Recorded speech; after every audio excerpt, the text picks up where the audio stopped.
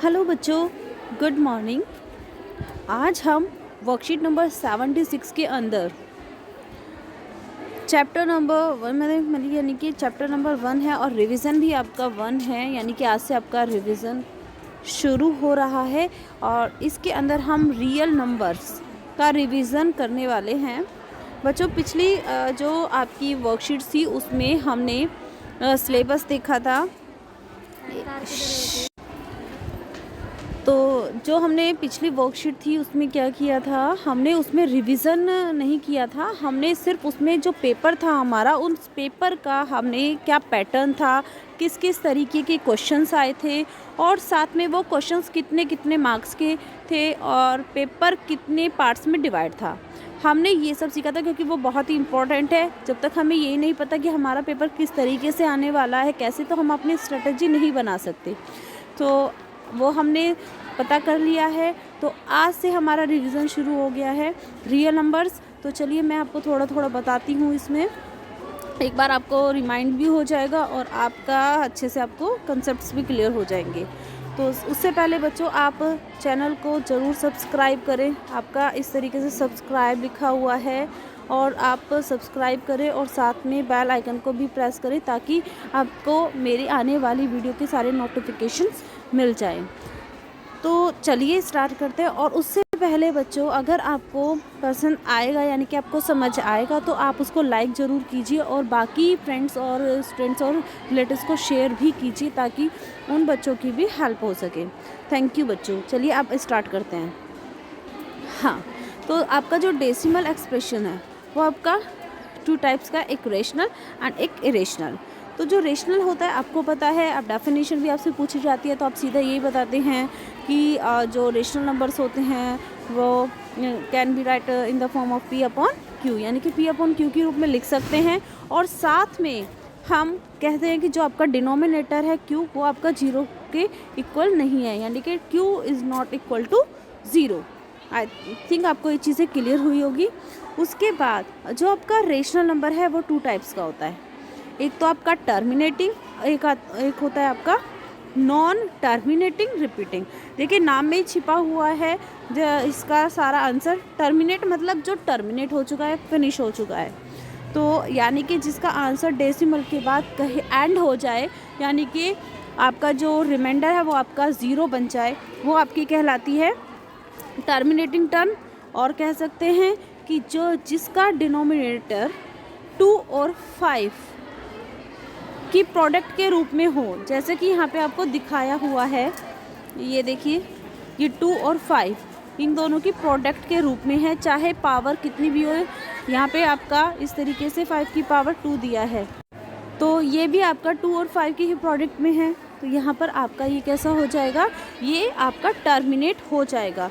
ये आप देखते के साथ ही बता सकते हैं बिना सॉल्व करे कि जो आपका इस तरीके से कुछ भी फॉर्म दी हुई है जिसमें आपका डिनोमिनेटर, न्यूमरेटर वगैरह दिया हुआ है, तो आप उसमें देख के तुरंत बता सकते हैं विदाउट एनी कैलकुलेशन।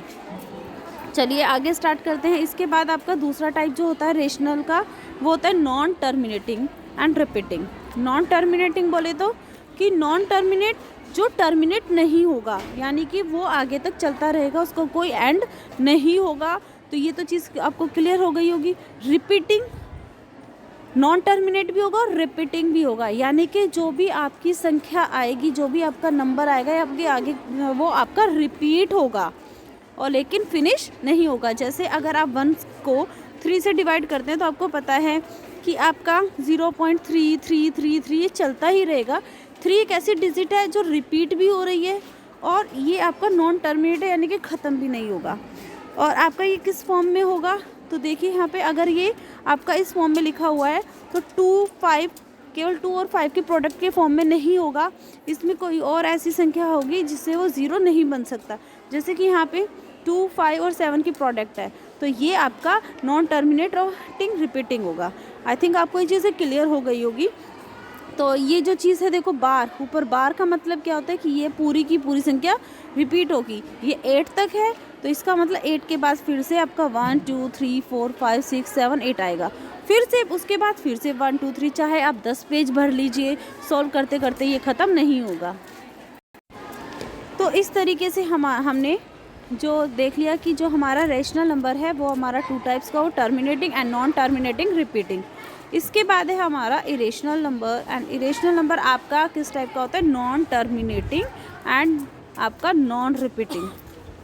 ठीक है, तो आपका यहाँ पे नॉन टर्मिनेटिंग जो आपकी डिजिट है वो किस तरीके से होगी, तो आपका यहाँ पे देखेंगे कि वो यहाँ पे बच्चे एक चीज़ और होगी, नॉन टर्मिनेट भी होगा और नॉन रिपीट भी होगा। ये चीज़ और यहाँ पर आप नोट कर लीजिए, यहाँ पर खाली नॉन टर्मिनेटिंग दिया हुआ है तो आप यहाँ पर क्या करें, and non repeating.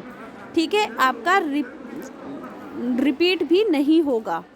I think आपको ये चीज़ें क्लियर हो गई होगी कि नॉन टर्मिनेट ख़त्म भी नहीं होगा और संख्या रिपीट भी नहीं होगी, यानी कि कोई आपकी एक सीक्वेंस नहीं होगी। जैसे कि आपका 1 2 0, यहाँ पे एक 0 फिर से 1 2 आया, बट 0 आपका 2 टाइम आ रहा है। तो इस तरीके से ये आगे कंटिन्यू भी है, कोई सीक्वेंस नहीं है, रिपीटेशन नहीं है। तो इस तरीके से हमारा नॉन टर्मिनेटिंग होगा और नॉन रिपीटिंग। तो ये चीज़ आपको क्लियर हो गई होगी, आपको पता चल गया होगा रेशनल और इरेशनल में आपका डिफरेंस क्या। अब आगे देखिए, इसके बाद आपकी कुछ प्रॉपर्टीज़ यहाँ पर दी हुई हैं। आपका जो फंडामेंटल थ्योरम ऑफ अर्थमेटिक, इसके अंदर आपका क्या है, एक तो आपका जो कंपोजिट नंबर है वो आपका एक्सप्रेस्ड होगा किसमें, as a product of prime. देखिए इसको मैं थोड़ा सा क्वेश्चन के थ्रू एग्जांपल मैं आपको मतलब दिखाती हूँ। यहाँ पर देखिए जो आपका कंपोजिट नंबर क्या होता है, जिसके आपके मोर देन 2 फैक्टर, जिसके आपके 2 से ज़्यादा फैक्टर होते हैं। एक तो 1, और जैसे मान लो यहाँ पे आपका 4 है, 4 के फैक्टर कितने हैं, 4 है खुद, 2 है और 1 है, तो मोर देन 2 फैक्टर। अगर किसी भी संख्या के मोर देन 2 फैक्टर्स हैं तो वो आपके कंपोजिट नंबर होंगे। और कंपोजिट नंबर आपके कैसे एक्सप्रेस किए जा सकते हैं, प्रोडक्ट। जैसे आपको यहाँ पर फिर अब मैं इसको एक एग्जांपल के थ्रू और दिखाना चाहती हूँ। तो देखिए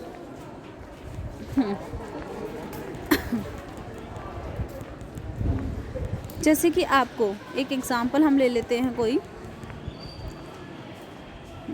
1 मिनट बच्चों। तो देखिए जैसे आपका यहाँ पे फंडा कंपोजिट नंबर हमने ले लिया, जैसे मैंने आपको एक एग्जांपल लिया कि 4, हमने 4 लिया, या 4 की जगह आप कुछ और संख्या ले लेते हैं, हमने 10 ले ली। ये हमारा कैसा नंबर है, ये हमारा कंपोजिट नंबर है। क्यों, क्योंकि 10 से भी डिवाइड होता है, 5 से भी डिवाइड होता है, 2 से भी डिवाइड होता है, तो इसके मोर देन 2 फैक्टर्स हैं, तो ये हमारा कंपोजिट नंबर है।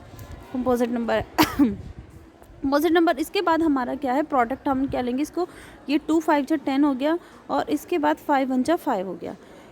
तो यहाँ पे आपको देखिए जो हमारा ये जो 10 है, ये तो आपके मोर देन 2 है, ये तो आपका कंपोजिट नंबर हो गया। इसके बाद आपका जो ये 2 और 5 है, ये कैसे नंबर हैं, ये आपके प्राइम नंबर है। मतलब कि इसके आपके कोई और फैक्टर्स जो आपकी 2 और 5 फैक्टर है, ये ना तो 2 किसी और टेबल से डिवाइड हो सकता है और ना ही आपका 5 किसी और टेबल से डिवाइड हो सकता है, तो ये आपके प्राइम नंबर है। तो इन दोनों प्राइम नंबर की जो प्रोडक्ट है वो कैसी आ रही है, कंपोजिट नंबर आ रही है। यहाँ पर यही बोला गया है, प्रोडक्ट ऑफ जो प्राइम नंबर एक्सप्रेस्ड किया गया है किसको, कंपोजिट नंबर को। आई थिंक आपको ये चीज़ क्लियर हो गई होगी। Prime factorisation is unique. तो जो आपका प्राइम नंबर है, एक चीज़, हाँ, जो आपका प्राइम फैक्टराइजेशन है वो कैसा है, आपका यूनिक होता है। आपका मान लो 10 है, 10 के प्राइम फैक्टर 2 और 5 ही होंगे, इसके अलावा कोई और नहीं हो सकते। तो इसलिए बोला जाता है कि प्राइम फैक्टर जो है वो आपके यूनिक है, apart from order in which the prime factor ओकर। ठीक है, हम इसका जो सीक्वेंस है उसको हम इग्नोर कर सकते हैं कि आप 2 × 5 कीजिए या 5 × 2 कीजिए, कि ऑर्डर को हम इग्नोर कर सकते हैं। ठीक है, ये हमारी फंडामेंटल थ्योरम ऑफ अर्थमेटिक है। तो हमारी ये सारी जो चीज़ें हैं आप इनको ध्यान रखिए। नंबर, अब इसके बाद आपका फॉर्मूला आपको अच्छे से पता है, ये आपने बहुत बार यूज़ भी किया है और आपको पता भी है। HCF कैसे निकालते हैं, HCF क्या होता है, अब मान लो आपका एक आपका 10 है और एक आपका 5 है, तो ध्यान से देखिए 10 का है 2 × 5 और यहाँ पे 5 है वो 1 × 5 है। तो इनके जो प्राइम फैक्टर है आपकी क्या है, 10 की 2 और 5 है। यहाँ पे इनमें कॉमन लीस्ट पावर वाला कौन सा है? दोनों में कॉमन होना चाहिए। देखो 2 दोनों में नहीं है तो 2 तो हम नहीं ले सकते। यहाँ पे हमारा 5 है वो आपका दोनों में है, तो इसका मतलब हमारा जो इसका SCF हो जाएगा वो क्या हो जाएगा? 5 लीस्ट पावर। अगर इसी तरीके से मैं बोलूँ कि ऊपर किसी का भी फैक्टर मान लो 2 की पावर 3 इंटू 5 है और किसी और संख्या का जो आपका फैक्टर है वो आपका 5 की पावर 2 मल्टीप्लाई 2 है, तो आपका जो इसमें लीस्ट पावर वाला जो कॉमन फैक्टर होगा वही आपका SCF होगा। देखो 5 यहाँ पर भी है और 5 की पावर 2 यहाँ पर है, तो यहाँ पे इन दोनों में छोटा कौन सा है? 5, तो एक तो 5 और 2 की पावर 3 और 2 में छोटा कौन है? दोनों हैं। इम्पॉर्टेंट चीज़ ये है कि दोनों में होना चाहिए और जो लीस्ट नंबर होगा वो लेंगे यहाँ पे 2 इंटू 2, तो हमारा आ जाएगा 5 इंटू 2 यानी कि 10। तो बच्चे हमें ये चीज़ क्लियर हो गई होगी, तो 10 इसका SCF आ जाएगा। वहीं इसके अपोजिट थोड़ा सा जो LCM है वो इसका उल्टा है। इसमें क्या होता है, SCF में जो आपका हाईएस्ट कॉमन फैक्टर है उसमें तो हम स्मॉलेस्ट पावर वाला कॉमन प्राइम फैक्टर लेते हैं, और LCM में हम क्या करते हैं? ग्रेटेस्ट पावर वाला लेते हैं of each prime factor involve in the number. यानी कि आपका जैसे मैंने बताया था 2 की पावर 3 हो गया इंटू 5 हो गया, और यहाँ पे 5 की पावर 2 हो गया इंटू 2 हो गया। तो इनमें हाईएस्ट पावर वाला फैक्टर कौन से हैं? देखो यहाँ पे 2 की पावर 3 हाईएस्ट है और यहाँ पर 5 की पावर 2 है, और वो दोनों में, तो यहाँ पे आपका और आपका यहाँ पे भी आ जाएगा, लेकिन ये 2 दोनों में कॉमन है। अगर यहाँ पे 3 आता तो हम 3 भी ले लेते साथ में, ठीक है। इसमें कॉमन का ऐसा कोई चक्कर नहीं है। तो यहाँ पे आपका 2 की पावर 3 इंटू 5 की पावर 2 और इंटू 3 हो जाएगा, ठीक है। तो इस तरीके से हम product of the greatest power, जिसकी हाईएस्ट पावर होगी, जिसकी पावर ज़्यादा होती है, of each prime. Of each का मतलब है जितने भी नंबर आ रहे हैं उनमें। जैसे मैंने अभी आपको बताया था कि आपका जैसे 2 की पावर 3 इंटू 5 इंटू आपका 3 आ गया था, तो ईच प्राइम नंबर, तो यहाँ पे 2 की पावर 3 भी लिया था हमने, जबकि 3 आपका ऊपर नहीं था, फिर भी हमने 3 लिया क्योंकि इसमें बोल रहा है ईच प्राइम फैक्टर, तो इन्वॉल्व इन दिस नंबर, उस नंबर में वो इन्वॉल्व होना चाहिए। तो LCM आपको आई थिंक क्लियर हो गया होगा। इसके बाद है आपका SCF कैसे SCF और जो LCM है उसकी प्रोडक्ट, वो हमारा उन जो हमें नंबर्स दिए हुए हैं उनकी प्रोडक्ट के इक्वल होता है। ये ध्यान रखना कि दोनों जो हमारी संख्या, मिनट बच्चों, जो भी हमारे प्रोडक्ट हमें दिए होंगे, जो भी हमें नंबर्स दिए हुए हैं, अगर हमें बोला जाए कि हमें दोनों नंबर दिए हैं, LCM दिया हुआ है और हमें SCF फाइंड करना है, तब हम इस फॉर्मूले का यूज़ करेंगे। दूसरा, अगर हमें LCM फाइंड करना है, SCF दिया हुआ है और नंबर दिए हुए हैं, तब भी हम ये इसी फॉर्मूले का यूज़ करेंगे। या LCM और SCF दोनों दिए और इन दोनों में से कोई एक नंबर पूछा गया है, तब भी हम इसी फॉर्मूले का यूज़ करेंगे। बच्चे फॉर्मूला बहुत इंपॉर्टेंट है और याद रखना भी ईजी है कि जो संख्याएं दी है उनका प्रोडक्ट और जो उनका LCM और SCF आएगा उनका प्रोडक्ट आपस में इक्वल होते हैं, ठीक है। यानी कि SCF into LCM equal to AB। Clear है? अब इसके बाद है हमारा, हमें ये क्वेश्चंस दिए हुए हैं एज ए प्रैक्टिस। आपके 5 क्वेश्चंस हैं, आप इनको सोल्व कीजिएगा। देखिए यहाँ पे फर्स्ट क्वेश्चन है, after how many decimal places will the decimal expression of the number. Decimal expansion of the number, ये 53/2 की पावर 3 एंड 5 की पावर 2, ये टर्मिनेट है या नॉन टर्मिनेट? बच्चों मैंने आपको शुरू में ही बताया था, जो कि ऊपर यहाँ पर, कि वो टर्मिनेट के लिए क्या कंडीशन होती है कि जो डिनोमिनेटर है वो 2 और 5 के प्रोडक्ट के रूप में होना चाहिए। अगर वो इस फॉर्म में है तो वो आपका टर्मिनेट होगा। तो यहाँ पर देखिए इसका क्या है, 2 और 5 की फॉर्म में है, तो यहाँ पर आपका ये होगा टर्मिनेट होते के साथ ही आपका मतलब ये सिर्फ देखते ही आप बता सकते हैं विदाउट एनी कैलकुलेशन, ठीक है। इसके बाद आपका क्वेश्चन नंबर 2 है, प्राइम फैक्टराइजेशन। आपको SCF और LCM फाइंड करना है इन दोनों का। तो अभी आपको बताया था प्राइम फैक्टर यानी कि जो LCM के थ्रू हम करते हैं, तो हमारे यहाँ पर क्या आ जाते हैं, प्राइम फैक्टर आ जाते हैं। तो दोनों संख्याओं के आप लिख लोगे यहाँ पर प्राइम फैक्टर, 4, 4, 8 के भी प्राइम फैक्टर, उन दोनों में जो लीस्ट पावर वाला कॉमन फैक्टर होगा वो SCF हो जाएगा। और LCM के लिए क्या होगा, LCM में हमारा हो जाता है LCM में हमारा क्या हो जाएगा, LCM में हमारा हाईएस्ट कॉमन पावर वाला फैक्टर। तो यहाँ पे आपका क्लियर क्या होगा बच्चे, ध्यान से देखिए। तो आप एलसीएम जो निकालेंगे, एलसीएम के अंदर,